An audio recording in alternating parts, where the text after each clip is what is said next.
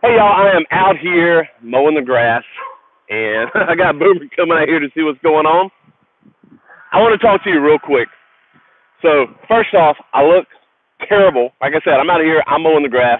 I decided to go live because I have very little signal. I couldn't upload a video, but I wanted to tell you. Those of you who know me know that I'm 3 years post-op from spinal fusion surgery. I had my L5 S1 fuse, and since then I have done phenomenal. I have, after I went through the recovery process, at 1 year, I started lifting weights, I started biking, I started swimming. Well, I was swimming and biking already, but I really started lifting weights. I'm a guy that has had my spine fused. I've tried the American Ninja Warrior stuff. I'm squatting over 300 pounds, deadlifting over 300 pounds, benching over 270 pounds, and I'm doing these things post-spinal fusion. And I was told by my doctor I could, so I'm going to throw that out there right now. I know not everybody's got the same situation as me.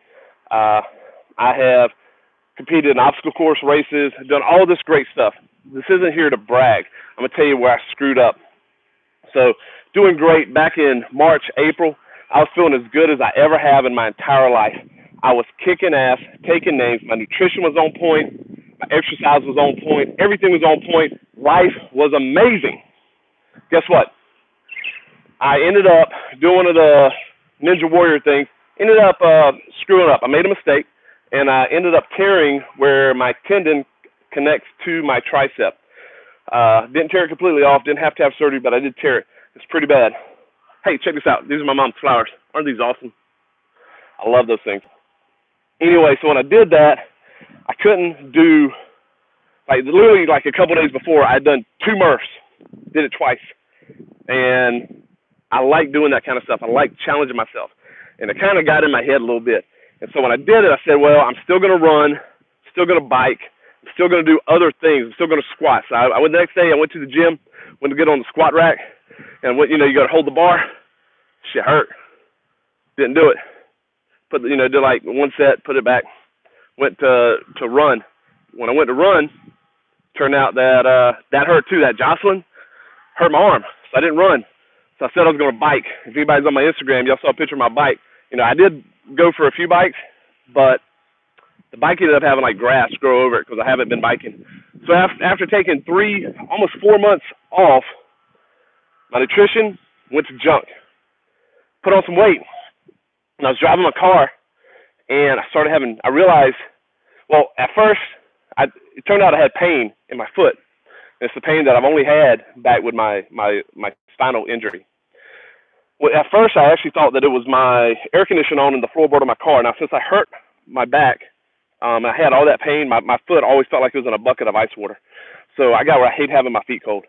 And so I never run the air conditioner on the floorboard. I always put it on my face because I hate having my feet cold even now. It doesn't hurt. In my head, I don't like having my feet cold. And I thought that I had the air conditioner on in my feet. So, turn it on like the defrost, trying to turn it up. And then turned out, after the 3rd time of doing this, I realized that the pain was coming back in my leg. It was the right side of my foot, outside of my right foot, outside of my right calf. Kind of freaked me out. I'm not an anxious person. I was anxious. I was like, all these people have told me you can't do the things that you do. You can't be out there squatting and running and trying to do triathlons and do all this stuff because you're going to end up having to have surgery again. And I may have to have surgery again one day. But I told myself I'd ignored all of them. I was like, I'm going to live my life to the fullest while I can. But it freaked me out that maybe I had screwed up my back, and that pain, that debilitating nerve pain was coming back. I started thinking about it.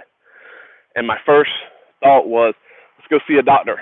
But then I said, I kind of know what the doctor's going to tell me. I thought about it, and I realized I never had any of that pain come back when I was getting after it. When the pain came back? When I sat on my ass for 3 months. I got fat, got lazy, enjoyed watching TV and drive-thrus better than getting out here and push mowing the lawn instead of going to the gym when I hurt. So you know what I started doing? I started stretching. Started walking. That night, I ended up lighting a cigar and went on a 2-mile walk with Boomer like I used to.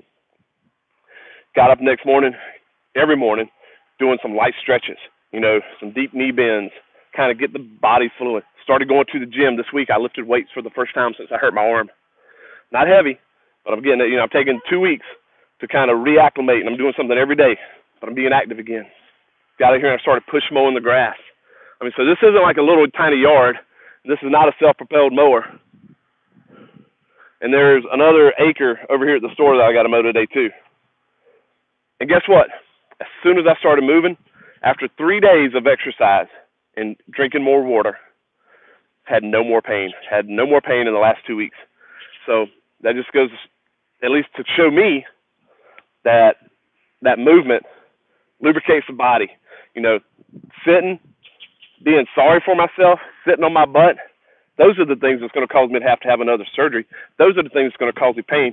Getting after it, living my life is not the stuff that's going to cause my pain.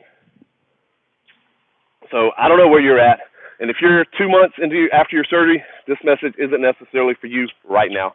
I'm 3 years post-op, 3.5 years post-op. I'm living my life to the fullest. I love it.